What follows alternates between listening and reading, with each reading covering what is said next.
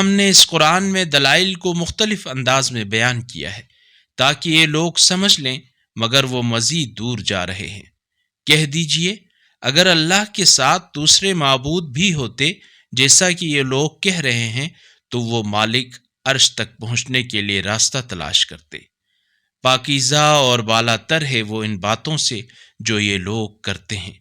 ساتوں آسمان اور زمین اور ان میں جو موجودات ہیں سب اسی کی تسبیح کرتے ہیں، اور کوئی چیز ایسی نہیں جو اس کی ثنا میں تسبیح نہ کرتی ہو، لیکن تم ان کی تسبیح کو سمجھتے نہیں ہو۔ اللہ یقیناً نہایت بردبار معاف کرنے والا ہے۔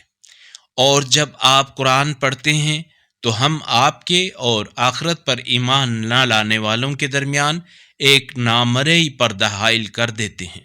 اگر اس قرآنی کلپ نے آپ کے دل کو چھو لیا ہے تو براہ کرم چینل کو سبسکرائب کر لیجئے اور بیل آئیکن کو دبا دیجئے۔ اللہ نور السماوات والارض، اللہ آسمانوں اور زمین کا نور ہے۔